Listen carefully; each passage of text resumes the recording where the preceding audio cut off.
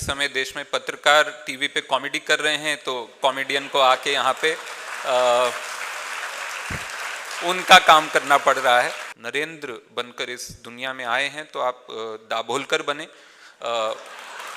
और किसी तरह के बनने से आप वहाँ तक नहीं पहुँच पाएंगे। नमस्कार, आवाज़ ठीक आ रही है पीछे तक?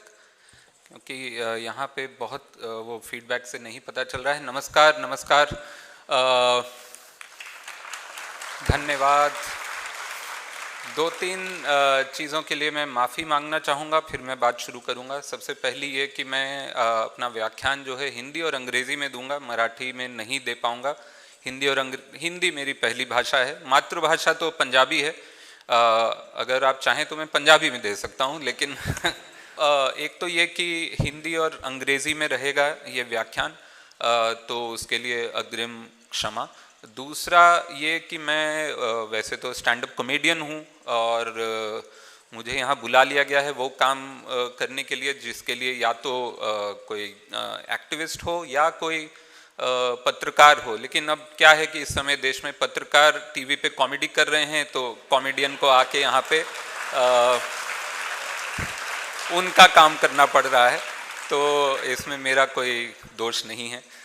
तीसरी माफ़ी इस चीज़ की कि मैं स्टैंड अप कॉमेडियन हूँ तो मैं कुछ बातें थोड़ी सी तीखी बोल सकता हूँ, तो हो सकता है कि कहीं कहीं अभद्रता हो जाए, आप सोचें कि ये ऐसी बातें पुणे में और कोई नहीं बोलता।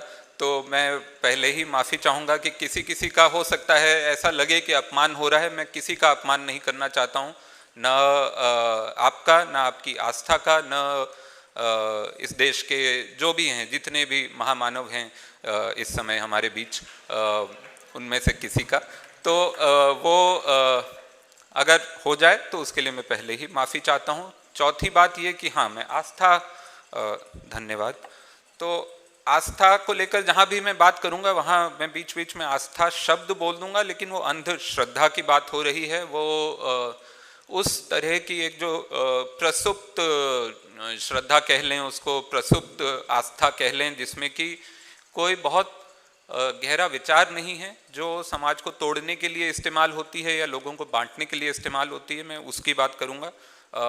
तो दूसरी एक आस्था होती है जिसको कि बहुत सारे महापुरुषों ने इस्तेमाल किया है, जिसको लोगों को जोड़ने के लिए इस्तेमाल किया गया है। वो गाडगे महाराज हों, वो संत तुकाराम हों, वो अंधश्रद्धा निर्मूलन समिति जिस तरह से इस्तेमाल करती है अपनी चेतना को, अपने विवेक को और आस्था को साथ में रखकर विज्ञान के, तो उसको मैं कहीं भी उसके बारे में बात नहीं कर रहा हूँ। जहाँ भी मैं आस्था शब्द का इस्तेमाल करूँगा वो एक तरह की अंधश्रद्धा या सुपरस्टिशन की बात हो रही है। क्योंकि आस्थावान मैं भी हूँ, मैं इस चीज़ को लेकर बहुत आस्थावान हूँ कि समय बदलेगा, चीज़ें बदलेंगी। चीज़ें बदल रही हैं, बहुत लोग हैं जो कोशिश कर रहे हैं, उसमें से बहुत सारे लोग यहाँ बैठे हैं, बहुत सारे लोग यहाँ हैं और बहुत सारे लोग आपके बीच में हैं जो कोशिश कर रहे हैं और वो कोशिश बदलाव ला रही है। तो आस्था तो हम सबके अंदर है, किस तरह की आस्था है और उसका हम क्या करते हैं, उस पर ये पूरा अब आज का व्याख्यान है। तो सबसे पहली बात तो ये कि अगर आप नरेंद्र बनकर इस दुनिया में आए हैं तो आप दाभोलकर बने।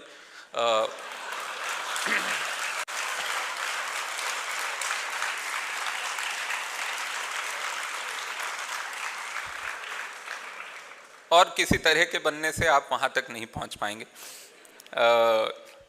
दूसरा ये कि आज जैसा कि हम लोग यहाँ पे doctor Dabholkar annual memorial lecture के लिए आज एकत्रित हुए हैं, डॉक्टर दाभोलकर को अपने विचारों के लिए, अपनी सामाजिक चेतना के लिए और रैशनल थिंकिंग और अपनी वैज्ञानिक चेतना के लिए उनकी हत्या की गई।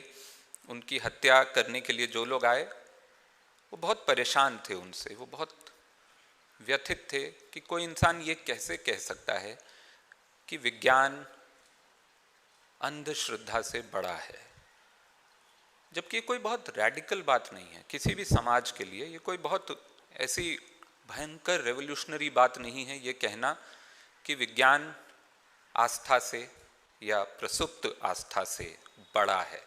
ये कहना कोई बहुत ऐसी विचित्र बात नहीं है, लेकिन वो बात कहने के लिए कुछ लोग आए और उन्होंने उनकी हत्या की। वो लोग ये मानते थे कि विज्ञान बड़ा नहीं है, आस्था बहुत बड़ी है। विज्ञान उसके सामने कुछ नहीं है, विज्ञान एक तुच्छ सी चीज़ है, आस्था बहुत बड़ी है। और अपनी बात प्रूव करने के लिए वो एक बंदूक लेकर आए। Gun powder 9th century China में वैज्ञानिकों ने बनाया। गन 12वीं सेंचुरी चाइना में कुछ और वैज्ञानिकों ने बनाई। 300 साल गन पाउडर था, गन नहीं थी। मुझे नहीं पता क्या कर रहे थे वो गन पाउडर का। किसी ने कहा होगा कि ये शब्द है गन पाउडर, इसमें पाउडर तो है हमारे पास, ये गन क्या होता है। तो किसी ने कहा होगा ये बनानी पड़ेगी। फिर उन्होंने बनाई, 12वीं सेंचुरी में गन बनी, उसका इस्तेमाल शुरू हुआ। 16वीं सदी में हिंदुस्तान में मंगोल लोग बंदूक लेकर आए। गोली मारने में और भी बहुत सारा विज्ञान लगता है। प्रोजेक्टाइल मोशन की समझ होनी चाहिए, काइनेटिक्स की समझ होनी चाहिए, थर्मोडायनेमिक्स की समझ होनी चाहिए, माइनिंग इंजीनियरिंग, फाउंड्री, और अल्टीमेटली आपके दिमाग के जो केमिकल हैं उनका एक इम्बैलेंस कोई क्रिएट करता है वैज्ञानिक पद्धति से, जिससे कि आपके अंदर इतना गुस्सा आए कि आप एक अहिंसक, एक वैज्ञानिक महात्मा की हत्या करें। तो वो इतना सारा विज्ञान अपने जेब में, अपने हाथ में, अपने दिमाग में लेकर आए ये बताने के लिए कि विज्ञान कुछ नहीं है। तो ये एक तरह से अपनी जान देकर भी डॉक्टर दाभोलकर ये प्रूव कर गए कि विज्ञान से ऊपर कुछ नहीं है। और उसके लिए मुझे लगता है हमेशा उनकी कही हुई बातें। और एक और चीज़ है, हत्यारे ना कभी ये नहीं समझ पाते हैं, कोई हत्यारा आज तक नहीं समझ पाया है जिसने भी किसी को उसके विचारों के लिए मारा है, वो आज तक नहीं समझ पाए हैं कि गोली से वो विचार नहीं मिटते, बल्कि वो और बोल्ड और अंडरलाइन हो जाते हैं। लोग उनको दोबारा बार बार जाकर पढ़ते हैं, बार बार जाकर सुनते हैं, बार बार उस रास्ते पर चलना चाहते हैं। तो बंदूक जो वो सोचते हैं एक इरेजर है, वो असल में एक परमानेंट मार्कर है, वो जानते नहीं हैं। अब इससे एक बात निकल कर आती है, ये जिस तरह से डॉक्टर दाभोलकर की जिंदगी हमने देखी, जो जीवन उन्होंने बहुत बहुत मेहनत से इस देश को दिया, इस समाज को दिया, और ऐसी बहुत सी कहानियां हैं, ऐसे बहुत से लोग हैं हमेशा से रहे हैं हमारे बीच। तो एक चीज जो है, जो मानव सभ्यता में बहुत समय से है, ये जो क्लैश है फेथ और साइंस का, ये क्लैश कहाँ से आया है, ये क्लैश क्यों आया है, इस पे हम बहुत सारी मैं बातें करूंगा। लेकिन एक जो बेसिक डिफरेंस है, मेरा मानना है, फेथ जो है हमेशा से, और फेथ का जो कॉमर्शियल वर्जन है जिसको कि हम धर्म कहते हैं, वो एक तरह की दुनिया की पहली एमवे स्कीम है, पहली पिरामिड स्कीम, जिसमें आप जितने रिक्रूट लाएंगे आप उतने पावरफुल होंगे, और जो जितना ऊपर होगा वो उतना पावरफुल होता जाएगा, नीचे वाले उतने पावरफुल नहीं होंगे। आपका काम है और रिक्रूट लाना, आपको 4 लोगों को जाके बताना है कि ये बहुत बढ़िया स्कीम है गुरु, इसमें ना बहुत पैसा मिलता है, और तुम कैसे मिलता है, तुम और 4 को पकड़ के लाओगे तो मिलेगा। तो जो फेथ है, इसने ये दुनिया की पहली एमवे स्कीम है। और विज्ञान क्या है, विज्ञान आपके बगल की किराने की दुकान है, वहां पे आपको जो चाहिए, जैसा चाहिए आप वो ले सकते हैं, नहीं पसंद आएगा आप छोड़ सकते हैं। आप सवाल पूछ सकते हैं कि यार ये चावल में इस बार पिस्सू दिख रहा है, तो बोलेगा अच्छा ठीक है अगली बार थोड़ा सही लाएंगे। आप कोई सामान लाएं, आप बोल सकते हैं कि ये अच्छा नहीं था। आप कोई सामान लाएं, बोले कि ये बहुत बढ़िया था, अगली बार यही लाना। तो वहां पे सवाल पूछने से वो मजबूत होता है वो रिश्ता, और एमवे जैसी स्कीम में सवाल पूछने से वो रिश्ता कमजोर होता है। तो ये जो एक बेसिक डिफरेंस है फेथ और इसमें साइंस में। और क्यों फेथ बड़ा हो जाता है हमारी सोसाइटी में खास करके, क्योंकि हमको बचपन से एक ही चीज सिखाई गई है, सवाल मत पूछो, ठीक है, बचपन से एकदम बच्चा जब रहेगा तब से लेकर आपको बताया जाता है जो भी बड़े बोल रहे हैं, बड़े हमेशा सही हैं। बड़े आपको थप्पड़ मार रहे हैं तो आपके भले के लिए मार रहे हैं, बड़े आपको बाथरूम में बंद कर रहे हैं तो आपके भले के लिए कर रहे हैं, बड़े आपको कोई चीज़ नहीं दे रहे हैं तो आपके भले के लिए कर रहे हैं, बड़े बताएंगे आपको कि आपको क्या पढ़ना है कॉलेज में जाकर, बड़े बताएंगे किस दिन आपको पहली बार जीवन में सेक्स करना है अरेंज मैरिज के तहत, किस दिन आपको बच्चा करना है, कब दूसरा बच्चा करना है, कब नसबंदी करा ले, सब बताते हैं। ठीक है, तो ये कन्फॉर्मिज्म हमारे अंदर भरा पड़ा है कि 2 बच्चे हो गया, अब 2 के आगे नहीं करना गुरु, है ना, ये सब बताया जाता है। तो कन्फॉर्मिज्म हमारे एक तरह से जीन बदलना बड़ा मुश्किल है, लाखों साल लगते हैं, लेकिन मुझे लगता है हमारे जेनेटिक स्ट्रक्चर ही बदल दिए गए हैं सिर्फ कन्फॉर्मिज्म के नाम पे। तो हम लोग बड़े ही कन्फॉर्मिस्ट हैं। यहाँ तक कि मैं कॉलेज में था, जब मैं बनारस में था, हम लोग 18 साल की उम्र में वहाँ पहुँच गए थे कॉलेज, और 22 साल की उम्र तक रहे। 4 साल हमने वहाँ पढ़ाई की। कॉलेज में 3rd ईयर तक जाके कुछ जो दोस्त बने, हम लोग फिल्में देखने जाते थे। एक हमारा दोस्त था हमारे साथ, वो हर बार वो फिल्म देखने जब जाते थे हम लोग, तो वो रास्ते में रुक के पीसीओ पे फ़ोन करता था। हम बोलते थे कि बाद में कर लेना फ़ोन, नहीं हमको घर पे बात करनी है हमको। तो एक दिन हमको लगा कि हमेशा फिल्म से पहले क्यों बात करता है। तो वो हमने जाके सुना, हमने पीसीओ में जाके नज़दीक जाके सुना, तो पता चला वो अपने पिताजी को बताता था कि मैं ये फिल्म देखने जा रहा हूँ, चला जाऊँ क्या। 20 साल की उम्र में वो लड़का बनारस से कानपुर फ़ोन करता था। उसके पिताजी पता नहीं क्या कर, अखबार पलट के रिव्यू देखते होंगे, बताते होंगे कि अच्छा ठीक है ये देख। कई बार हुआ है ऐसा कि वो हमारे साथ जाते जाते पलट गया रास्ते से, नहीं अच्छा मुझे एक और काम याद आ गया, या मेरा पेट खराब, कुछ भी वो बोल के निकल जाता था। कि 20 साल की उम्र का एक लड़का है जो कि एक अलग शहर में रह रहा है, और वो पूछता था अपने पिताजी से। अभी मैं कुछ दिन पहले मैं मुंबई में एक इंसान से मिला, वो 50 साल के हैं, डॉक्टर हैं, और उनके पास कुछ पुराने कैसेट थे। तो मैं पुराने कैसेट आजकल मिलते नहीं हैं, कोई सुनता भी नहीं है ज़्यादा ऑडियो कैसेट। मैं उनके पास, किसी ने बताया कि उनके पास रखे हुए हैं पुराने कैसेट जो वो अब इस्तेमाल नहीं करने वाले हैं, वो फेंक देंगे शायद। तो मैं पहुंच गया उनके पास लेने के लिए। तो मैंने देख लिया, 1.5-2 घंटे लगा के मैंने वो कैसेट देखे, सिलेक्ट कर लिए। मैंने कहा आप बता दीजिए, आप जो भी आप कुछ इसका दाम लेना चाहें तो बोले मैं अपने पिताजी से पूछ के बताऊंगा। मैं फिर वापस आ गया, क्योंकि मुझे नहीं लगता कि उनके पिताजी किसी अनजान आदमी को कैसेट देने के लिए अलाउ करेंगे। जिस तरह के अगर उसके पिताजी से उसको पूछना पड़ रहा है तो सच में कोई बहुत ही घातक पिताजी होंगे। तो ये 50 साल की उम्र में भी कन्फॉर्मिज्म, एक डॉक्टर है जो दुनिया भर पढ़ के आया है, विदेश में पढ़ के आए हैं, और क्लिनिक है और न जाने क्या क्या, लेकिन उनको अभी भी अपने पिताजी से ये पूछना पड़ रहा है कि जो कचरे का सामान है वो मैं किसी को दे सकता हूँ कि नहीं। तो ये जो है ना, ये जो कन्फॉर्मिज्म का जो हमारे अंदर कीड़ा या इंजेक्शन दे दिया गया है, उससे भी रैशनल थिंकिंग थोड़ी कम हो जाती है। अभी व्याख्यान अभी शुरू नहीं हुआ, अभी तक मैं एक भूमिका आपको दे रहा था। तो शुरू होने से पहले मैं और कुछ 2 और डिस्क्लेमर देना चाहता हूँ। एक तो ये कि ये जो सब्जेक्ट है, ये टॉपिक है, ये बहुत विस्तृत है। इस पे बहुत सारी बातें हो सकती हैं। इसमें बहुत तरह तरह से आप इसको एंथ्रोपोलॉजी की दिशा से भी अप्रोच कर सकते हैं, आप इसको बायोलॉजी की दिशा से भी अप्रोच कर सकते हैं, आप इसको सोशोलॉजी और पॉलिटिकल साइंस और विज्ञान तो है ही, तो कई दिशाओं से आप इस तक पहुंच सकते हैं। ये जो कोर कॉन्फ्लिक्ट है फेथ वर्सेस साइंस का, तो इसलिए ये थोड़ा सा बिखरा हुआ लेक्चर होगा। जो बातें मैं करूँगा वो थोड़ी कुछ चीज़ें जुड़ेंगी, कुछ चीज़ें नहीं जुड़ेंगी। तो जो नहीं जुड़ेंगी वो आप अपना ईमेल आईडी देंगे तो मैं आपको बाद में जोड़ के भेज दूंगा कि ये कनेक्टर मिस हो गया मेरा, तो मैं बता दूंगा बाद में।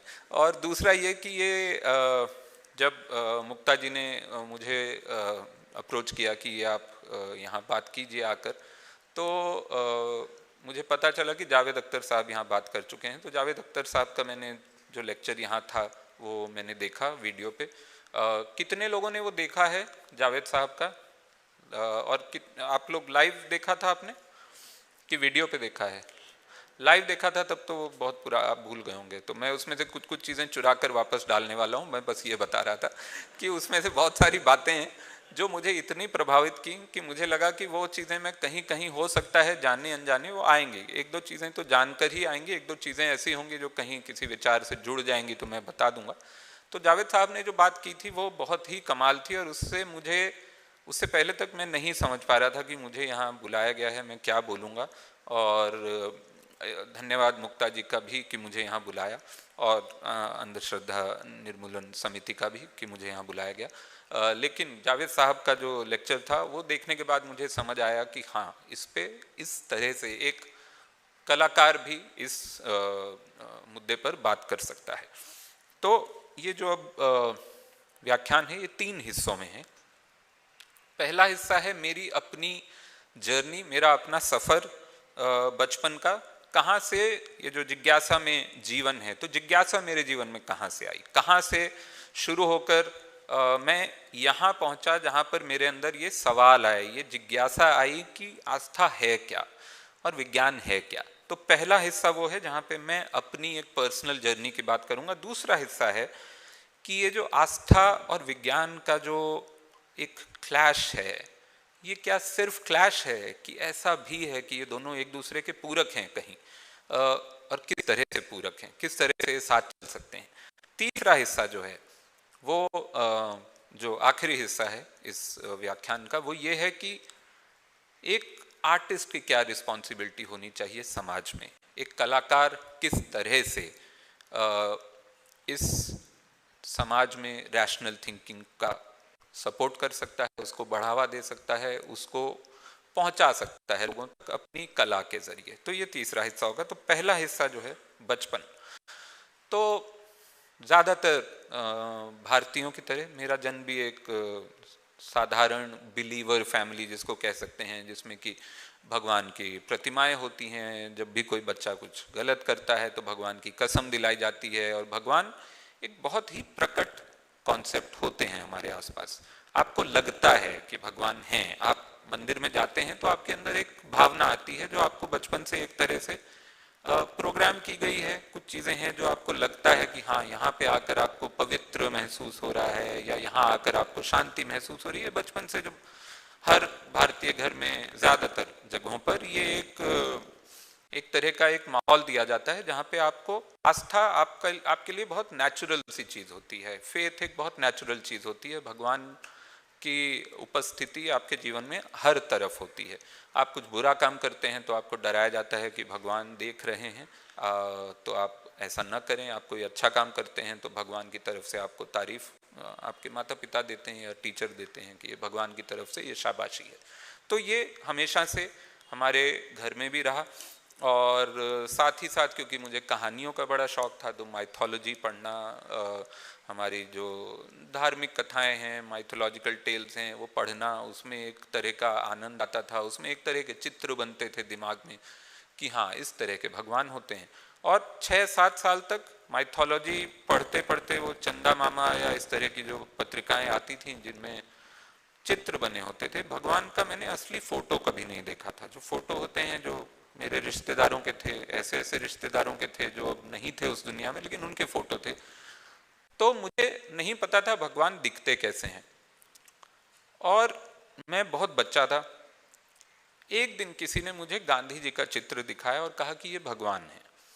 मैंने मान लिया, मुझे लगा हाँ ठीक है, ये मेरे इमेजिनेशन में जैसे भगवान थे जो चंदा मामा में दिखाए गए थे वैसे तो नहीं है, लेकिन हो सकता है ये भगवान हो। और फिर किसी ने ये भी बताया कि ये सतयुग में रहते थे। तो ये जब थे तब भारत में सतयुग था। तो फिर मुझे थोड़े साल बाद पता चला कि अच्छा सिर्फ 40 साल पहले सतयुग था। बहुत मैंने मिस कर दिया यार, 40 साल से सतयुग मिस हो गया है, कितना बड़ा बैड लक है। लेकिन मैंने माना कि ये गांधी जी भगवान है उस समय तक, क्योंकि हर अच्छा भाव आप भगवान के साथ जोड़ते हैं, तो गांधी जी के साथ लोगों ने वो जोड़ा हुआ था, तो मेरे लिए वो भगवान हो गए। फिर एक बार कहीं हम जा रहे थे, कर्फ्यू लगा हुआ था शहर में, हम स्टेशन पहुंचे, हरियाणा में एक शहर, और कर्फ्यू लगा था तो हम स्टेशन से फिर हम पैदल ही जा रहे थे मेरे मामा मामी के घर। और रास्ते में कहीं पुलिस ने बैरिकेड लगाए थे, पुलिस ने कहा कि आप अंदर हो जाइए, आप रोड पे मत दिखिए। तो किसी अजनबी घर में हमने शरण ली। उस घर में एक बहुत बड़ा एक पोर्ट्रेट लगा था ओशो का, और उसके ऊपर लिखा था रजनीश और नीचे लिखा था भगवान।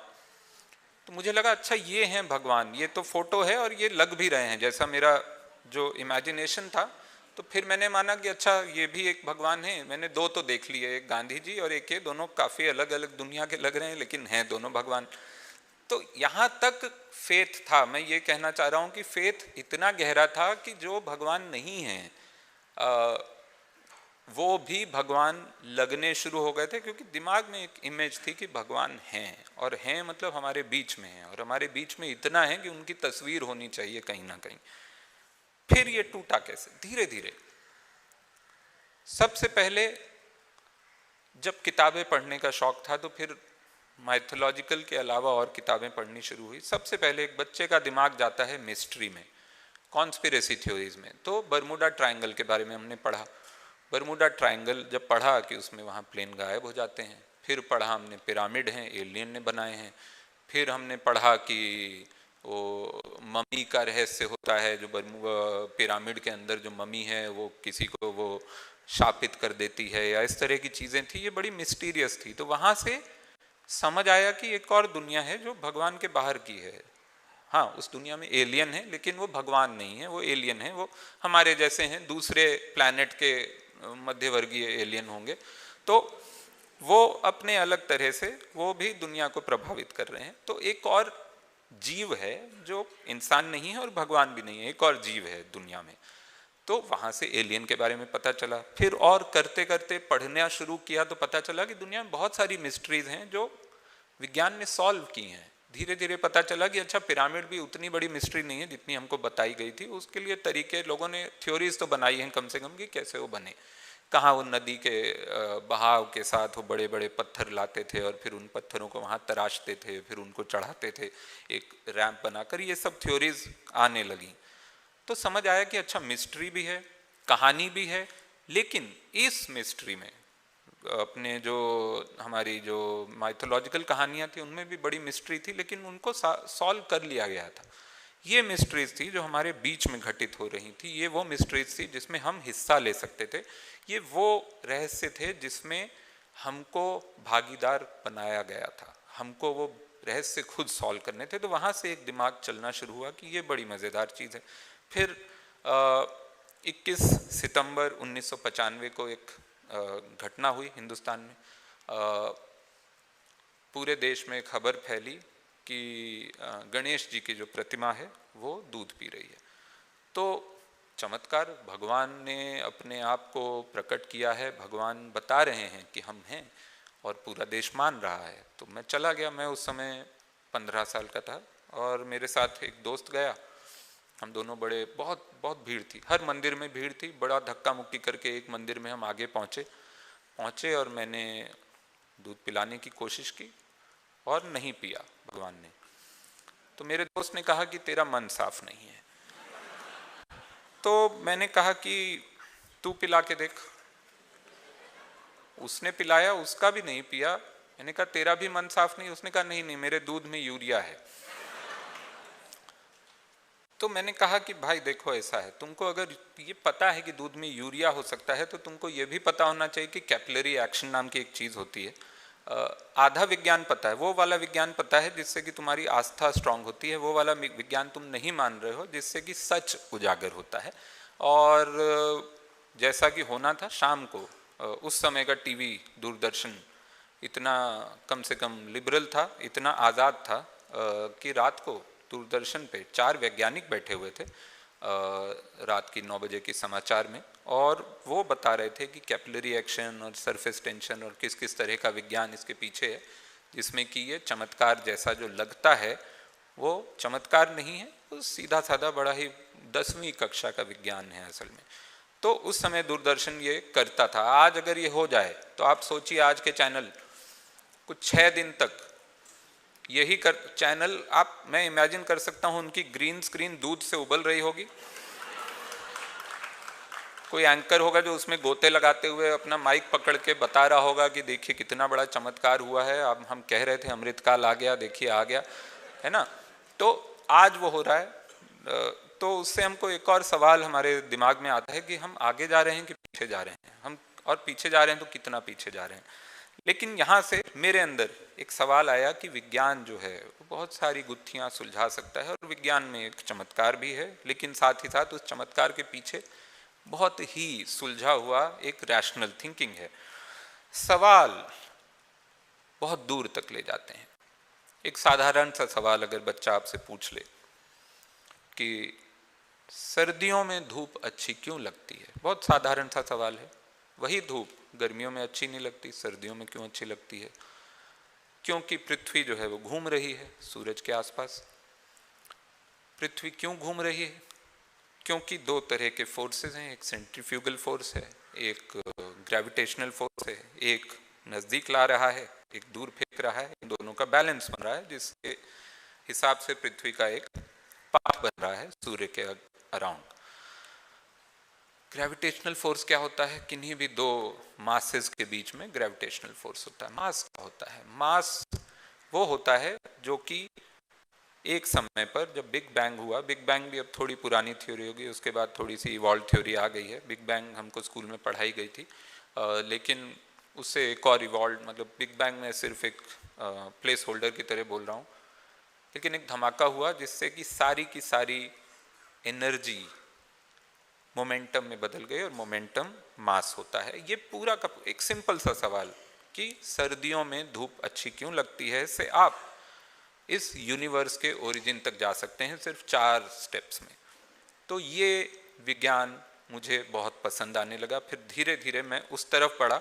ऐसा नहीं कि आस्था का हाथ पूरा पूरा छूट गया, लेकिन वो ज़्यादा आकर्षक लगने लगा। और उसके बाद फिर बहुत सारी चीज़ें, हमारे बचपन में बड़ी अच्छी अच्छी किताबें थी जो अब बहुत कम रह गई हैं। पराग, बालहंस, नन्हे सम्राट, इन सब में एक तरह की वैज्ञानिक चेतना, एक रैशनल थिंकिंग बच्चों को दी जाती थी दुनिया भर के रहस्यों के बारे में, और उन रहस्यों को किसी चमत्कार या किसी कॉन्स्पिरेसी थ्योरी से ना जोड़कर सचमुच के विज्ञान से जोड़ा जाता था, जिसका बहुत कंट्रीब्यूशन रहा है मुझे लगता है मेरे जीवन में, to build this rational thinking.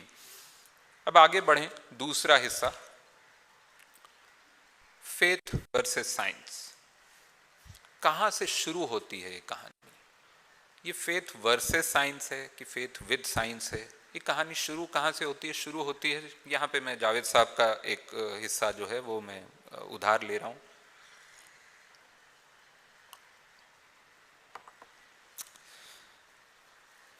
शुरू हुई बात कुछ लाख साल पहले, जब हम नहीं थे, जब मानव स्पीशीज नहीं थी। चिंपैंजी थे हमारे नियरेस्ट जो भी एंसेस्टर हैं, चिंपैंजी, गोरिल्ला, बेसिकली ये जो सिमियन शायद उनको कहा जाता है, सिमियन स्पीशीज। जीन कॉपी में एक एरर हुआ। जीन ट्रांसफर होते हैं पेरेंट से चाइल्ड में, जीन कॉपी होती है, जीन में सारी इंफॉर्मेशन होती है, वो कॉपी होती है। कॉपी में एरर हुआ। हम लोग, सबसे पहली बात, हम लोग नहीं होने चाहिए थे, प्रकृति की एक त्रुटि है, हम एक गलती है, हो गए। उसके बाद वो त्रुटि आगे बढ़ी, वो त्रुटि ने हमको, उस त्रुटि ने, क्योंकि जीन कॉपी एरर हुआ, हम अलग हो गए। अलग किस तरह से हुए? हमारे हाथ थोड़े अलग हो गए, हमारी ग्रिप बन गई, हमारा ब्रेन जो है वो बड़ा हो गया हमारे बाकी शरीर के मुकाबले। सबसे बड़ा ब्रेन बॉडी वेट के हिसाब से इंसानों का है, सबसे ज़्यादा रिच ब्रेन है, सबसे ज़्यादा कनेक्शंस हैं उसमें। ये सब जीन कॉपी की वजह से हुआ। उसके बाद हम धीरे धीरे हमने एक सोसाइटी बनाई, समाज बनाया, हमने सीखा, जानवरों से सीखा, हमने भेड़ियों से सीखा कि ग्रुप में रहने से ताकत बढ़ती है, सर्वाइवल बढ़ता है। हमने पेड़ों से सीखा कि किस तरह से आप अगर सामंजस्य बनाकर रखेंगे प्रकृति से तो कैसे आपका विकास ज़्यादा होगा। हमने जिस जानवर से जो सीख सकते थे हमने वो सीखा, और करते करते हम वहाँ पहुँचे जहाँ पे हम एक कम्युनिटी बना के रहने लगे। हमने ये सीखा कि फसल उगाई जा सकती है, जानवरों को मारने की हमेशा ज़रूरत नहीं, हमेशा इधर उधर भटकने की ज़रूरत नहीं है, एक जगह आप रह सकते हैं। हमने ट्रायल एंड एरर से गेहूं और गेहूं का जो एंसेस्टर था जो पहला, वो उगाना शुरू किया, जिससे कि हमको समझ आया कि एक जगह रहकर आप समाज या सोसाइटी या अपना जीवन चला सकते हैं।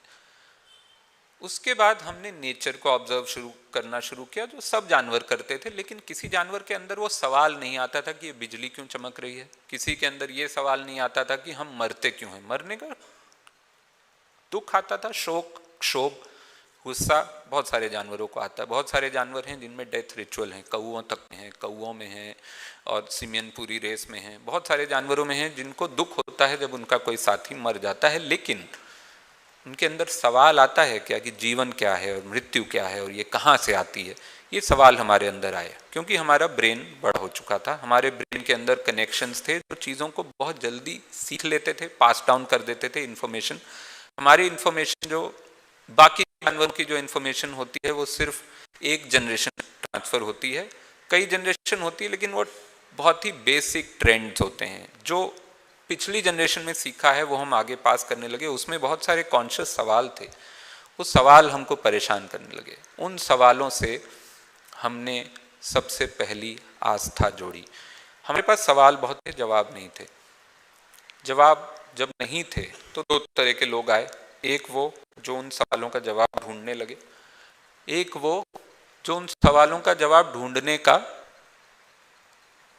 नाटक, थोड़ा सा भारी शब्द है, अब क्या जरूरत थी उनकी वो नहीं कहा जा सकता। नाटक में ऐसा लगता है कि हाँ वो बहुत ही चालू थे, जरूरी नहीं है वैसे होंगे, लेकिन ज़रूर उन्होंने जवाब देने शुरू किए। उन्होंने कहा कि वो कम्युनिकेट कर सकते हैं एक दूसरी दुनिया से और उनको पता है कि ये क्या है, उनको पता है कि ये सब अलग अलग तरह के भगवान हैं और ये भगवान कभी हमको सज़ा देते हैं, ये भगवान कभी हमको इनाम देते हैं।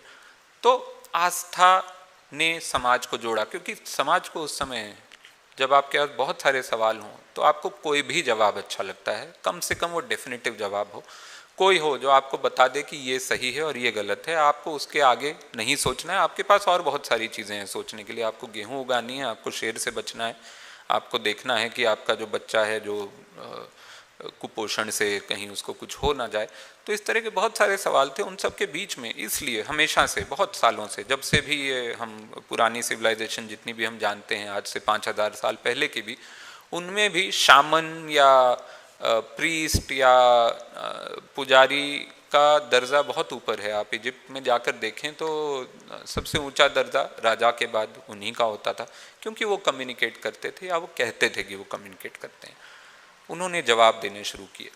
साथ ही साथ उन्होंने ही करीब करीब शायद पिछले 400 साल पहले तक चर्च, टेम्पल, मॉस्क सब जगह से साथ में साइंटिफिक रिसर्च को फंड किया जाता था। हर सिविलाइजेशन ने किया है। आप आर्यभट्ट देख लें, आप अल ख्वारिज़मी देख लें जिन्होंने अलजेब्रा बनाया, आप माइकल एंजेलो देख लें जिनका एक तरह का सिस्टीन चैपल जो है, या लियोनार्डो डा विंची देख लें, या गैलीलियो या कोपरनिकस, ये सब अपने अपने धर्म के संस्थानों के साथ जुड़े थे। उन धार्मिक संस्थानों ने इनको फंड किया। तो एक समय था जब आस्था के पास जवाब थे, लेकिन उनको भी शायद पता था कि इससे बेहतर जवाब हो सकते हैं, या हमारे जवाबों को सपोर्ट करने के लिए ये इंसान आ सकते हैं। जैसे कि एक समय पर ये माना गया कि पृथ्वी जो है वो फ्लैट है, वो गोल नहीं है, और उसको खोजने के लिए या उसको प्रूव करने के लिए लोग निकले। कुछ लोग प्रूव करने के लिए निकले, कुछ लोग डिसप्रूव करने के लिए निकले। एक का ही सच हो सकता था, और जो प्रूव करने के लिए निकले कि पृथ्वी सच में गोलाकार नहीं है और एक फ्लैट है और ये एक जगह जाकर आप गिर जाएंगे, तो वो लोग घर से एकदम ऐसा गले वले मिल के निकले कि हम तो वापस नहीं आएंगे, हम गिर जाएंगे लेकिन हम एक खोज करके गिरेंगे। तो हमारे नाम पे जो भी होगा, पृथ्वी का नाम है ना, अगर मेरा नाम जो भी एक कोलंबस है तो पृथ्वी का नाम कोलंबस फ्लैट अर्थ रख देना अगर मैं गिर गया तो इस तरह के सपने लेकर वो चले थे। लेकिन धीरे धीरे विज्ञान साथ में, विज्ञान जो कि एक बालक था जिसको कि फेथ ने बड़ा किया, विज्ञान कंधे से कंधा मिलाकर चलने लगा, विज्ञान से क्लैश होने लगे। एक टाइम पे फेथ ने उनको बोला कि अब तुम अपनी हद से बाहर जा रहे हो, तुमको सिखाना पड़ेगा। बहुत लोगों ने फिर वापस अपने शब्द वापस लिए, या अड़े या लड़े रहे और फिर कईयों को बहुत तरह तरह की चीज़ें झेलनी पड़ी, बहुतों को मृत्यु दंड दिया गया। पर चीज़ें बदली पिछले 300-400 साल में। पिछले 300-400 साल में कुछ चीज़ें हुई जिसके लिए आस्था तैयार नहीं थी। एंटीबायोटिक्स, सर्जरी, इंडस्ट्रियल रेवोल्यूशन और उसके अलावा जो भी आज हम जिसको मानते हैं कि कम्युनिकेशन की दुनिया या एयरप्लेन या यातायात के साधन जो बढ़े, इन सब चीज़ों ने अचानक से विज्ञान को बहुत बड़ा बना दिया। तो इस समय जो आप क्लैश देख रहे हैं, जो पूरी दुनिया में चल रही है, सिर्फ हमारे देश में नहीं चल रही है, बहुत बड़ी क्लैश है इस समय, जो जिसको लोग बोलते हैं क्लैश ऑफ सिविलाइजेशन, बहुत लोग बोल रहे हैं, लेकिन मेरे हिसाब से ये clash of two basic beliefs है जो दोनों हमारे अंदर हैं। और वो दोनों कॉन्फ्लिक्ट सिर्फ आप बाहर नहीं चल रहे हैं, ऐसा नहीं है कि एक संस्थान दूसरे संस्थान से लड़ रहा है, हमारे अंदर हम लोग हर रोज लड़ रहे हैं। और ये क्लैश हमारी उन दो चीज़ों का है, उन दो चेतनाओं का है जिससे हम बने हैं, जिससे हम आज से 30,000 साल पहले या 50,000 साल पहले जो निएंडरथल पहला होमोसेपियन बना, उसकी जो शुरुआत थी और उसके अंदर जो कॉन्फ्लिक्ट था वो अब जाकर खुलकर सामने आया है। अब तक वो कॉन्फ्लिक्ट बड़ा शांत था, अब तक क्योंकि हम लोग बहुत सारी और चीज़ों में उलझे हुए थे, अब जाकर हमारे अंदर विज्ञान ने और आस्था ने, दोनों ने खुलकर यह आवाज़ अंदर से लगानी शुरू की है कि मैं हूँ इंसान, तुम नहीं हो, दूसरे वाले को कहना। तो वहाँ पे आकर हम अटके हैं। और इसके साथ ही अब जो दो तीन चीज़ें जो जावेद साहब ने, यहाँ मेरा जो पर्सनल व्यू है आस्था को लेकर, खास करके ऑर्गेनाइज्ड आस्था या ऑर्गेनाइज्ड रिलीजन जिसको कहते हैं, इसमें बहुत सारे पैराडॉक्स हैं। एक है सबसे पहला जो जावेद साहब ने बात की थी, हायर एनर्जी। कुछ लोग हैं जो बोलते हैं कि मैं तो भगवान में नहीं मानता लेकिन मैं एनर्जी को मानता हूँ, है ना। बहुत सारे लोग ऐसे हैं, बहुत सारे वैज्ञानिक, डॉक्टर, खास करके जो थोड़े पढ़े लिखे होते हैं, जिनको ये कहने में शर्म आती है कि मैं भगवान को मानता हूँ, वो उन्होंने एक यूफेमिज्म निकाला है, वो कहते हैं कि मैं तो हायर एनर्जी को मानता हूँ। कोई तो है, कोई ताकत है जो दुनिया चला रही है, जिसने दुनिया बनाई है। तो मेरे पास कुछ सवाल हैं। हायर एनर्जी कितनी हायर है, ये किस किस चीज को कंट्रोल कर रही है? क्या ये पूरी दुनिया को कंट्रोल कर रही है? क्या ये जितने भी क्राइम हो रहे हैं, जितनी भी बुरी चीजें हो रही हैं, क्या ये भी उसके ऑर्डर से हो रही हैं? या वो उसने छोड़ दिया है, सिर्फ जो अच्छे काम हैं दुनिया में वो हायर एनर्जी से हो रहे हैं? तो एक ही इंसान अगर दिन में मान लीजिए एक गरीब की रोटी छीनता है और शाम को वो वही रोटी किसी दूसरे गरीब को दे देता है, तो हायर एनर्जी ने इसमें से कौन सा काम करवाया है? सिर्फ दूसरा वाला। और पहला वाला काम उससे किसने करवाया है? अगर वो पहला वाला काम या तो उसने खुद किया है या हायर एनर्जी का एक नेगेटिव पोर्शन है उसने करवाया है, तो हायर एनर्जी पहली बात तो दो हो गई, तो उतनी हाई नहीं है, इतना उसका कंट्रोल नहीं है। अगर आप कहें कि ठीक है, दो भी मैं मान लेता हूँ, अब जो तीसरा काम है, मान लीजिए वो आदमी दोनों में से ना अच्छा कर रहा ना बुरा, वो सो रहा है, उस पे कौन सी एनर्जी? फिर कोई लेजी हायर एनर्जी है जो बोल रही है कि मैं तुम्हारा सोना कंट्रोल करती हूँ। अच्छा वाला वो करवा रहा है, बुरा वाला वो तीसरा करवा रहा है। फिर इस तरह से फिर तो 50-100 हायर एनर्जी हो जाएंगी। तो ये हायर एनर्जी है कि ये मतलब ये कैबिनेट है ऊपर पूरा बैठा हुआ, जो हर छोटे मोटे काम आपके दिन भर, और यही कैबिनेट अगर दुनिया के कितने जितने भी हम हैं इस समय, अब तो गिनती करना ही, मैं एक तो अरब खरब ये सब है ना, जो शब्द जो हैं अब वो बेमानी हो चुके हैं, तो बस इतनी सारी हायर एनर्जी हैं जो दिन में के हर सेकंड पे आपका कंट्रोल कर रही हैं। तो वो उनको अपना कोई काम नहीं है क्या? वो कितनी उनकी बोरिंग जिंदगी होगी कि वो ये कर रहे हैं कि अच्छा अब इसको बोलते हैं कि पानी पी ले भाई, तो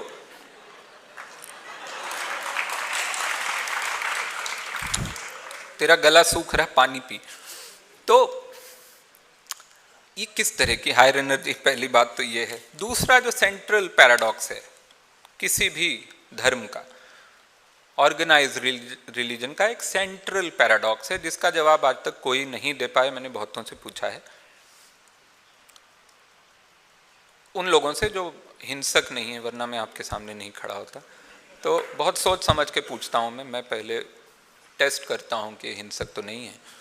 तो वो टेस्ट मैं आपको नहीं बताऊंगा। तो जो सेंट्रल पैराडॉक्स है हर ऑर्गेनाइज्ड रिलीजन का, वो ये है कि आप कहते हैं कि हमारे भगवान ने पूरी दुनिया बनाई, दुनिया का एक एक पत्ता बनाया, यहाँ तक कि सिर्फ इस प्लैनेट पे नहीं, दूसरे भी पूरे ब्रह्मांड में, पूरे यूनिवर्स में जितने भी प्लैनेट हैं, जितने भी तारे हैं, जितने भी जो देख सकते हैं हम, जो नहीं देख सकते हैं, हवा, जमीन, पानी, सब बनाया है हमारे भगवान ने। तो फिर तुम दूसरे इंसान से नफरत कैसे करते हो ये बोल के कि वो दूसरे धर्म का है? ये कैसे हुआ? उसको भी तो तुम्हारे भगवान ने बनाया होगा। वो, या तुम ये कह रहे हो कि तुम्हारे भगवान ने सिर्फ तुम्हारे धर्म के लोग बनाए हैं? तो फिर वही आ गया कि दूसरे धर्म के भी एक भगवान है ऊपर, उन्होंने अपने धर्म के लोग बनाए हैं। तो भगवान जो हैं बहुत सारे, उन्होंने ज्योग्राफिकल एरिया बांटा हुआ है,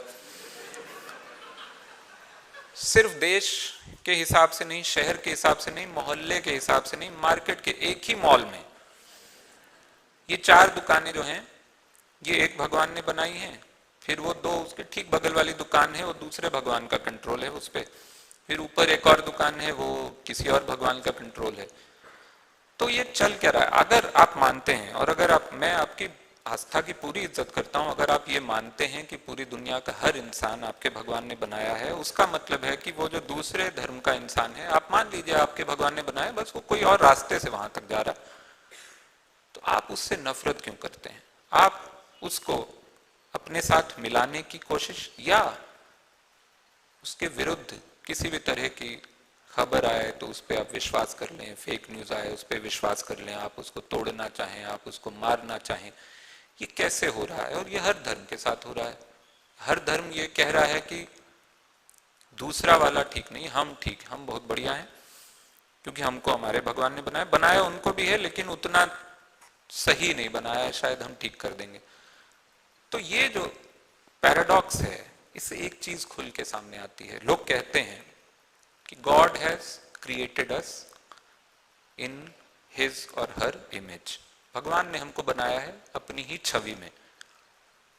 इस बात से ये समझ में आता है कि असल में हमने भगवान को बनाया है अपनी छवि में।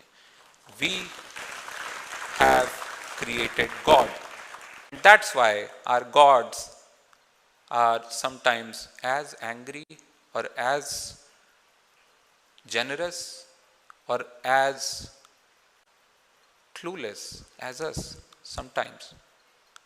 इसलिए ये जो बात है कि अपने धर्म को हमको फैलाना है, उससे आप अपने भगवान को नहीं फैला रहे हैं, आप अपनी शक्ति को फैला रहे हैं, क्योंकि आपको पता है कि आप उतने ही ताकतवर हैं जितना आप अपने भगवान के नाम पे ताकत फैला सकते हैं। So which is the central paradox and which is something which आज तक किसी ने मुझे जवाब नहीं दिया है कि ये कैसे हो रहा है और आप इसके साथ कैसे ओके हैं।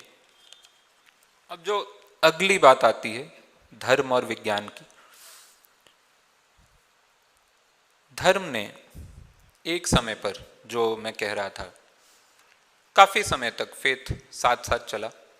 फेथ ने कोशिश की समाज को जोड़ने की, फिर जब फेथ थोड़ा पीछे रहने लगा, खास करके पिछले 300 साल में, तो एक फ्रस्ट्रेशन आने लगा ऑर्गेनाइज्ड फेथ के अंदर, और खास करके ये जो अंधश्रद्धा वाला जो फेथ है उनके अंदर बहुत फ्रस्ट्रेशन आने लगा, गुस्सा आने लगा। और उस गुस्से में उन्होंने अपनी जो सबसे, सॉरी ये बार बार वो आ रहा है क्या? इसमें आपको भी आवाज में दिक्कत हो रही है? थोड़ा सा दूर कर दूं इसको, अभी बेहतर है क्या? तो उनको लगा, जो हमेशा होता है, जो आप हर तरह के तानाशाह में ये प्रवृत्ति देखेंगे, जब वो थोड़ा सा कमजोर पड़ते हैं तो उनके अंदर गुस्सा बढ़ जाता है और वो कुछ भी बोलने लगते हैं, ठीक है? तो फेथ के अंदर वो चीज हुई और उस चक्कर में और कमजोर होना शुरू हुआ, क्योंकि फेथ ने क्या किया, प्योरिटी पे जो जोर दिया, जिससे कि कास्ट सेग्रीगेशन, जिससे कि रिलीजियस सेग्रीगेशन, जिससे कि जेंडर सेग्रीगेशन या एक जेंडर के प्रति या एक दूसरे के प्रति जो अविश्वास बढ़ा, वो फेथ का अपने पैर पर सबसे बड़ी कुल्हाड़ी है। क्योंकि साइंस का एक नियम है जो जीवन का नियम है, वो ये है कि एवोल्यूशन की थ्योरी से हम यहाँ पहुँचे हैं। एवोल्यूशन की थ्योरी क्या है? Natural selection. नेचुरल सिलेक्शन क्या है?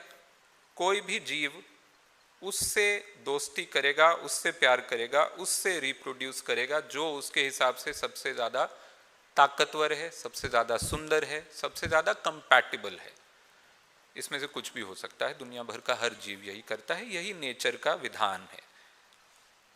अगर आप उसके अगेंस्ट जाएंगे, आप कहेंगे कि हम बताएंगे कहाँ शादी करनी है, वो अपने धर्म में करनी है, अपने कास्ट में करनी है, अपने देश में करनी है, अपने रंग में करनी है, तरह तरह के जो पाबंदियां लगा रहे हैं, ये एंटी एवोल्यूशन है। इससे इंसान भी कमज़ोर हो रहा है, हमारी रेस कमज़ोर हो रही है और साथ ही साथ धर्म खुद कमज़ोर हो रहा है। क्योंकि धर्म के ठेकेदार जो अगले जन्म वाले हैं, मतलब इसके बाद वाली जो जनरेशन है और उसके बाद वाली जनरेशन है, वो और कम बुद्धि वाले पैदा हो रहे हैं। इसलिए आप जो देखें, जो मैं कहूँगा कि अंधश्रद्धा वाले भी जो बाबा वगैरह होते हैं, वो हर 10 साल में और बेवकूफ़ पैदा हो रहे हैं। क्योंकि अब उनके अंदर न सोफिस्टिकेशन रहा है, अब वो ऐसा नहीं है। अभी जो आप देखेंगे, आपको समझ ही नहीं आएगा कि ये इन्फ्लुएंसर है कि बाबा है। आपको समझ ही नहीं आएगा कि ये आदमी जोक कर रहा है कि ये सच में चाहता है कि लोग इसको सुने और सच में इसके पास कुछ कहने को है। जो आज से 20 साल पहले जो बाबा थे, वो भी इतने ही ईविल रहे होंगे, लेकिन एक नज़र में देख के आपको नहीं पता चलता था। आपको थोड़ा उसको मुंह खोलना पड़ता था कि ये, आज तो शक्ल देख के ही पता चल जाता है कि भाई फ्रॉड है ये आदमी। तो ये क्यों हो रहा है? क्योंकि इन्होंने प्योरिटी पे इतना जोर दिया कि अब अपने ही इनकी जो पुश्ते हैं वो बेवकूफ़ से बेवकूफ़तर पैदा हो रही हैं। तो ये धर्म ने या आस्था ने अपने साथ ये नुकसान कर लिया। जैसे कि मैं आपको 2-3 उदाहरण देता हूँ। हमारे देश में बहुत सुंदर सुंदर उदाहरण रहे हैं। कोविड आया, दुनिया भर में तरह तरह की वैक्सीन की बात हो रही थी, कम्युनिटी एक्शन हो रहा था, सोशल डिस्टेंसिंग हो रही थी, मास्क लगा रहे थे। हमारे यहाँ हर हफ्ते एक नया इलाज आ रहा था। कोई बोला कि ऐसा है, 12 घंटे घर में बैठो, खत्म हो जाए, शाम तक कोविड खत्म हो जाएगा। 12 घंटे कोविड को घोस्ट कर दो, तुम फोन ही मत उठाओ। उसको लगे अच्छा है ही नहीं कोई, शहर में चले गए सब, शांति है, चलो अपन लोग जाते हैं कहीं, है ना। फिर एक मंत्री जी थे, उन्होंने कहा कि पापड़ खा लो भाई। एक तो पापड़ खा लो पहले तो, ये वो भी भाभी जी पापड़। इस नाम का पापड़ मैं नॉर्मल समय में भी ना खाऊं, ठीक है। कोविड के समय में मैं भाभी जी पापड़ मैंने नाम ही नहीं सुना कभी। लिज्जत पापड़ बोल देते तो मैं खा लेता, कोविड नहीं भी ठीक होता, मजा तो आता ना। वो बोले भाभी जी पापड़ खा लो। फिर एक बोले कि ऐसा है मिट्टी में लौट जाओ, एक बोले गोबर लगा लो, एक बोले मिट्टी में कीचड़ में लौट जाओ। कीचड़ में ना वो इतनी ताकत होती है मिट्टी में, हमारी मिट्टी में इतनी ताकत है कि उससे फिर वो कोरोना जो है वो अंदर नहीं आएगा। एक कमाल की कहानी है, ये सच है। पता नहीं आप में से कितनों को पता है, आप गूगल कर सकते हैं। ये अक्षरशः सच है जो मैं आपको बताने जा रहा हूँ। गोवा में एक इंसान, कोविड के ठीक बीच में, हाँ बहुत भयंकर कोविड चल रहा था उसमें, एक इंसान सुबह उठा, उसको सपने में कोविड की वैक्सीन आई थी, उसका फॉर्मूला आया था। कोई भी साधारण आदमी ऐसे में क्या करेगा? वो अपने आप को 2 थप्पड़ मारेगा और सपने को भुलाने की कोशिश करेगा। इसने क्या किया? इसने एक चिट्ठी लिखी भारत सरकार को कि मुझे सपना आया है, उसमें कोविड की वैक्सीन का फॉर्मूला आया है। ऐसे में सरकार क्या करेगी? सरकार किसी को भेजेगी कि इसको 2 थप्पड़ मारो और इसको बोलो सपने को भूल जाए, आज के बाद सोना ही नहीं है तुमको। तुम्हारी आंखों में हम लगा रहे हैं वो क्लिप, अब तुम नहीं सोओगे जीवन भर। सरकार ने क्या किया आप सोचिए। सरकार ने आयुष मिनिस्टर को भेजा। वो मिनिस्टर ने फोन नहीं किया। फोन नहीं किया क्योंकि उस समय वो 12 घंटे वाला लॉकडाउन था। उनको बताया गया था कि फोन करोगे तो कोविड को पता चल जाएगा कोई है यहाँ। तो वो गए गोवा। ये सत्य कथा है। वो गए गोवा उसके घर उससे मिलने। कहा भाई सुना है आपने कोई फॉर्मूला देखा है सपने में। ऐसा नहीं, उस आदमी ने झूठ नहीं बोला। उसने ऐसा नहीं कहा कि मेरी एक रिसर्च लैब है और मैंने ये फॉर्मूला बनाया है। उसने सत्य कहा। और सत्य कभी कभी इतना आकर्षक होता है कि भारत सरकार अपने मंत्री भेज देती है। वो चले गए। उन्होंने पूछा अच्छा भैया क्या फॉर्मूला है। उन्होंने बताया कि देखिए ऐसा है, फॉर्मूला बड़ा अच्छा है, इसमें थोड़ा नींबू निचोड़िए, अदरक का जूस, लहसुन का जूस, थोड़ा हल्दी, थोड़ा कड़ी पत्ता, थोड़ा धनिया, पुदीना, बेसिकली जो जो फ्री मिलता है ना उसने डाल दिया। वो गोवा में था। उसने बेसिकली हॉट टॉडी में से रम निकाल दी।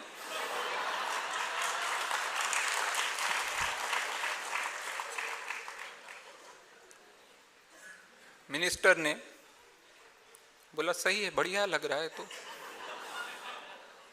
इसमें क्या ही बुरा होगा, अच्छा है, चलो टेस्ट कर लेते हैं। तो वो भेजा गया, सरकार ने वो लैब में भेजा वो फॉर्मूला टेस्ट करने। ये पूरा पूरा सच है, इसमें कुछ भी झूठ नहीं। ये हुआ कोविड के बीच में। तो दुनिया के बाकी देशों ने कोविड को वैक्सीन से हराया है, कम्युनिटी एक्शन से हराया है, सोशल डिस्टेंसिंग से, किसी ना किसी तरह की रैशनल थिंकिंग। हमने उसे जलील करके भेजा है यहाँ से।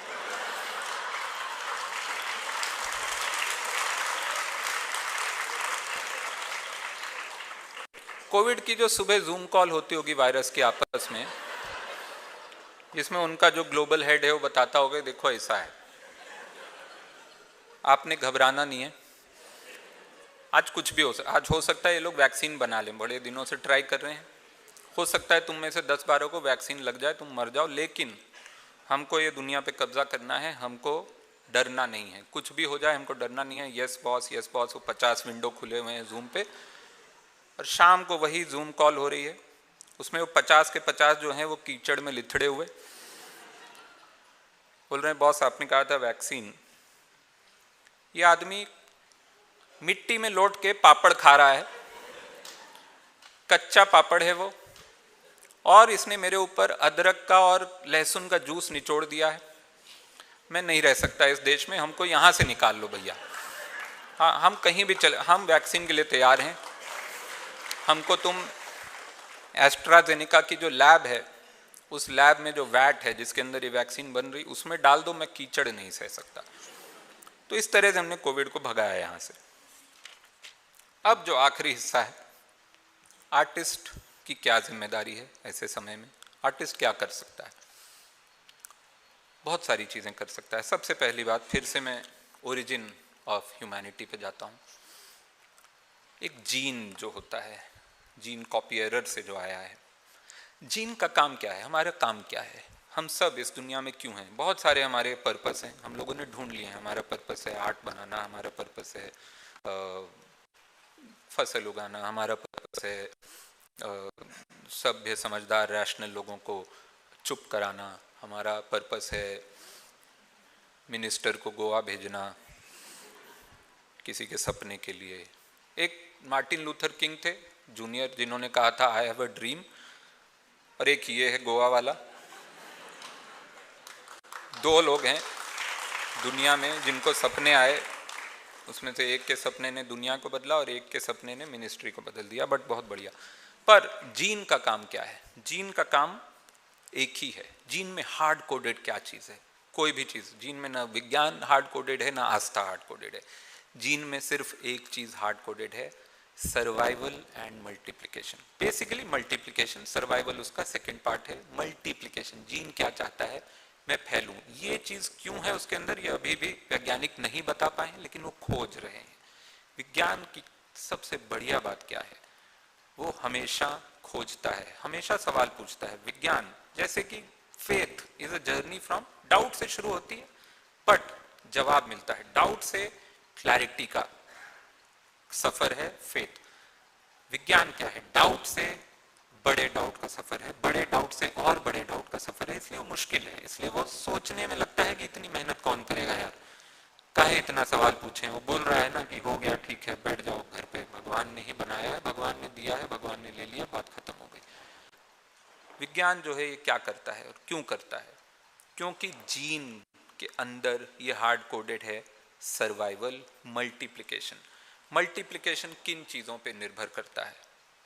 चार बहुत बड़ी चीज़ों पे निर्भर करता है। पहला ये है कि ये जो आसपास हो रहा है, कहीं ये हमारे लिए खतरा तो नहीं है? जहाँ से इंसान ने पहला सवाल शुरू किया कि ये बिजली से हमको खतरा तो नहीं है, ये जो पौधा है ये खाने से मैं मर तो नहीं जाऊंगा? ये खतरा जो है, जो हमारी हर चीज़ में हार्ड कोडेड है, हर एनिमल में, जो रेप्टिलियन ब्रेन जिसको हम कहते हैं, फाइट और फ्लाइट, वो आज भी है।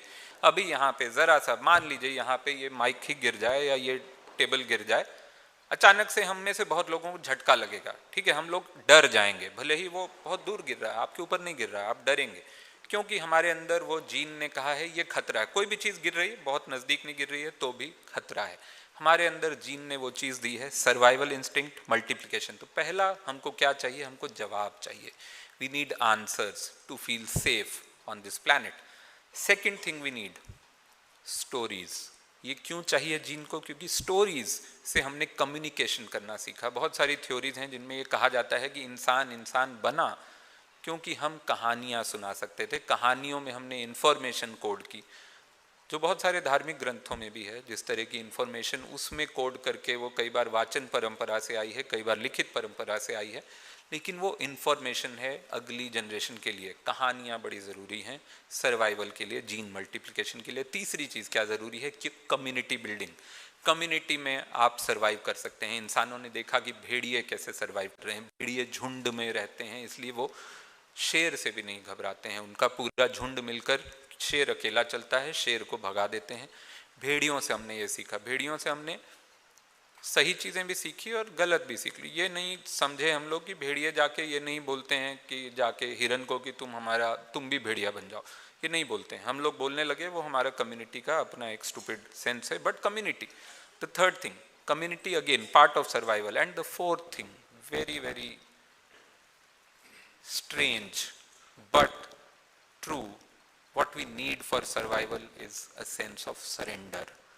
सरेंडर से क्या होता है? सरेंडर से हमारी नर्व्स काम होती हैं, हमको लगता है कि हाँ हम यहाँ बैठ सकते हैं, ये चीज़ हमको सहारा देती है। वो सरेंडर हमारे लिए बहुत ज़्यादा ज़रूरी है, इसीलिए हमने भगवान, आस्था, धर्म, बहुत सारी चीज़ें बनाई, लेकिन वही सरेंडर आपको असल में ध्यान से देखें तो विज्ञान देता है, हम बस उसको सरेंडर नहीं मानते। अगर आपको मान लीजिए बुखार हुआ, आप तुरंत पैरासीटामोल लेते हैं, डोलो लेते हैं, जो भी लेते हैं, बहुत आप गोवा से हैं तो आप जानते हैं, आपको नींबू वींबू ले लेते हैं, लेकिन सरेंडर आपको तुरंत आपके अंदर डर नहीं आने देता है। आपको पता है बुखार हो गया, 100 हो गया, 101 हो गया, तुरंत गोली लेंगे, सुबह तक ठीक हो जाएगा, ये सरेंडर है। बहुत सारी विज्ञान की चीजें, आप इस कुर्सी पे बैठे हैं, आपके अंदर ये डर नहीं है कि वो गिर जाएगी, क्योंकि वो वैज्ञानिक तरीके से बनी है। आप यहाँ पे बैठे हैं, ये छत बनी है, आपको कोई भी डर नहीं है किसी भी तरह का, ये सब विज्ञान है। विज्ञान ने हमको ऐसी ऐसी चीजें दी हैं जो हम सोच भी नहीं, कई बार हमको पता भी नहीं चलेगा। यहाँ पे बहुत सारे लोग, मतलब अगर इस धरती पे, अब तक मैं एक रैंडम नंबर बोल रहा हूँ कि मान लीजिए 500 खरब लोग रहे हैं जब से निएंडरथल से लेकर अब तक जो रहे हैं, जो इंसान रहे हैं या इंसानों के पूर्वज रहे हैं, उनमें से भी बहुतों को ये पूरी जिंदगी नहीं पता होगा, जबकि ये बहुत ही साधारण सा वैज्ञानिक तथ्य है कि हमारी आंखें 3D नहीं देख सकती हैं। जो 3D आपको दिख रहा है, जो मुझे दिख रहा है, ये 3D नहीं है। हमारी आंखें सिर्फ 2D देख सकती हैं। ये दो अलग कैमरे हैं। एक कैमरे से कोई भी आप 3D बना सकते हैं क्या? एक कैमरे से आप कोई भी फोटो ले लें, दुनिया भर का कितना भी एडवांस कैमरा हो, क्या वो 3D लगता है? आपको 3D चश्मा लगाना पड़ता है। वो 3D चश्मा जो फिल्म को 3D बनाता है, वो 3D चश्मा हमारे अंदर है, लेकिन वो चश्मा असल में नहीं है।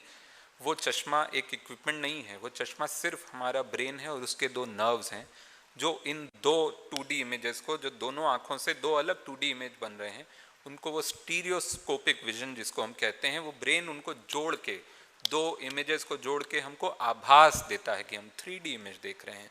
ये कितनी कमाल की साइंस है, ये कितना कमाल का विज्ञान है, लेकिन हम नहीं जानते। लेकिन विज्ञान हमारे अंदर है और उसको हमने सरेंडर, जैसे कि इस विज्ञान को हमने पूरी तरह से, हम इसके सामने नतमस्तक हैं, हमको पता भी नहीं है, इतना ज़्यादा हम इसके अंदर हैं कि हम दुनिया को 3D मान रहे हैं, वो सच नहीं है। तो ये चार चीज़ें जो हैं, जवाब, कहानियाँ, कम्युनिटी और सरेंडर, ये बहुत ज़रूरी हैं एक जीवन में आपको नॉर्मल सेफ महसूस करने के लिए, जीन मल्टीप्लिकेशन के लिए। अब आप ध्यान से देखें तो ये दोनों चीज़ें असल में आस्था भी देती है, विज्ञान भी देता है। ये दोनों, ये चारों चीज़ें आस्था भी देता है, विज्ञान भी देता है, दोनों अलग अलग तरह से देते हैं। विज्ञान जो देता है, अगर जवाब देता है तो वो मुश्किल जवाब देता है, उसके लिए मेहनत करनी पड़ती है। आस्था जो है आसान जवाब देती है। हर आदमी विज्ञान एक्सेस नहीं कर सकता है, बहुत सारे लोग हैं जो आस्था के थ्रू ही ये चीज़ें समझते हैं। तो हमको एज आर्टिस्ट आस्था से इंटरैक्ट करते रहना पड़ेगा, उनको बेहतर बनाना पड़ेगा, उनके अंदर रैशनल थिंकिंग लानी पड़ेगी कि आपके पास बहुत बड़ी ताकत है, आपको बहुत लोग सुनते हैं क्योंकि आपके पास जवाब हैं, आपके पास सरेंडर का भाव है। जो लोग खुद आते हैं अपने आप सर झुका के आपको सुनते हैं, बहुत मन से सुनते हैं, पूरे एक भाव से सुनते हैं कि आप सच कह रहे हैं, आप कुछ भी कह दें वो सच मानते हैं। तो आपके पास बहुत बड़ी जिम्मेदारी है, आप उसका सदुपयोग दुरुपयोग जो दोनों कर सकते हैं, लेकिन एज आर्टिस्ट हमारा काम है ये ब्रिज बनाना विज्ञान और आस्था के बीच, क्योंकि विज्ञान अपनी दुनिया में बहुत ज़्यादा उलझा हुआ है। विज्ञान के अंदर एक चीज़ जो मैं मानता हूँ, थोड़ा एरोगेंस भी है। विज्ञान मानता है कि हम बहुत ऊपर हैं और बाकी सब हमसे नीचे है। तो विज्ञान का जो एरोगेंस है वो उसकी टेक्निकल भाषा में भी दिखता है। वैज्ञानिक जो हैं ठीक है, वो अपनी दुनिया में उलझे हैं, लेकिन उनकी तरफ से बहुत कम मेहनत हुई है उसको जनता तक पहुंचाने की, उसको आम जन तक पहुंचाने की, एक साधारण भाषा में बहुत कम। और अब हमारे सिर्फ हमारे देश में नहीं, दुनिया भर में ऐसी ही इस्टेब्लिशमेंट आ गई है जिसका फ़ायदा है ये न पहुंचाने में लोगों तक। तो बहुत सारे वैज्ञानिक संस्थान या आर्टिस्टिक संस्थान भी वो एक तरह से शिकंजे में आ रहे हैं, जिनको कि दबाया जा रहा है ताकि वो ये पहुंचा ना पाएँ, ये बातें इन दोनों की ये दोस्ती ना करा दें, आस्था और विज्ञान की। वो सबसे बड़ा डर है। तो आर्टिस्ट वो काम कर सकता है। और आर्टिस्ट एक और काम कर सकता है, वो है कि लोगों को ये समझाना कि एम्पैथी, कंपैशन, प्यार उतनी ही ताकतवर चीज़ें हैं जितनी रैशनल थिंकिंग है। अगर आप प्यार से बात करेंगे, अगर आप एम्पैथी से बात करेंगे, अपनी आर्ट में वो लाएंगे। जो एम्पैथी आप भले ही मंटो पढ़ लें, अमृता प्रीतम पढ़ लें, काफका पढ़ लें, जो अलग अलग तरह से दुनिया को देख रहे हैं, अलग अलग तरह से इंसानी कंडीशन को देख रहे हैं, सब में एक कंपैशन है और वो कंपैशन आपको एक बेहतर इंसान बनाता है। वो आर्ट की ताकत है, क्योंकि आर्ट एक तरह से निर्दलीय होता है, बाकी दोनों अपने अपने दल में हैं। कला जो है और कलाकार जो है वो निर्दलीय है। उसके पास वो ताकत है कि वो कहानी के जरिए बहुत सारी बातें आप तक पहुंचा सकता है, एक तरह से तटस्थ होकर, जिसमें कि लोगों को ये नहीं लगे कि ये कोई एजेंडा लेकर आ रहा है। और आपका एजेंडा कुछ होना भी नहीं चाहिए। आपका एजेंडा ये नहीं होना चाहिए कि मैं इस चीज़ को उठा दूं और उसको गिरा दूं। आपका एजेंडा ये होना चाहिए कि मानवता उसमें है कि नहीं। और मैं अपनी बात खत्म करूंगा एक ऐसे ही उदाहरण से, जो एक आर्टिस्ट का एक कहानी थी, बहुत फेमस नॉवेल है अल्बर्ट कामू का, द प्लेग नाम से।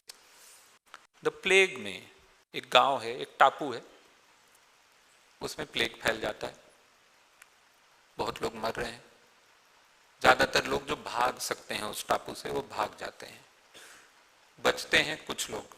उनमें से खास करके ये दो लोग, एक प्रीस्ट और एक डॉक्टर, दोनों अपनी अपनी तरह से लोगों की सेवा कर रहे हैं। डॉक्टर जितना भी किसी को बचा, दोनों को प्लेग हो सकता है। प्लेग बहुत ही ज़्यादा संक्रामक बीमारी है और दोनों को हो सकती, दोनों मर सकते हैं। दोनों के पास ऑप्शन है कि चले जाएं वहाँ से, दोनों वहाँ रुके हुए हैं, दोनों लोगों की सेवा कर रहे हैं अपनी अपनी तरह से। कोई मरने वाला होता है तो प्रीस्ट आके उसको एक तरह से ये जो भी अंतिम पूजा है वो कर देता है, कुछ उसको बता देता है कि अगली दुनिया कैसी होगी या जो भी बताना है, या डॉक्टर के साथ मिलकर मदद करता है, किसी को उठा के कहीं पहुंचाना है, दवा देनी है, ये दोनों मदद कर रहे हैं। एक दिन जो प्रीस्ट है वो डॉक्टर से पूछता है कि भाई ऐसा है, मैं तो ये भगवान की सेवा मान के कर रहा हूं, मुझे तो इसका पुण्य मिल रहा है, तुम यहां क्यों टिके हुए, तुम क्यों नहीं चले गए? तो वो डॉक्टर जो कहता है वो बड़ा जरूरी है मेरे लिए। वो डॉक्टर कहता है because I am a human and human beings are decent people. That's his only answer. हम अच्छे लोग हैं, हम बेहतर लोग बन सकते हैं हमेशा, हम समझदार लोग हैं, चेतना हमारे अंदर है, विवेक हमारे अंदर है, रैशनल थिंकिंग हमारे अंदर है, इसको सिर्फ हमको समझना है और सामने लाना है। धन्यवाद।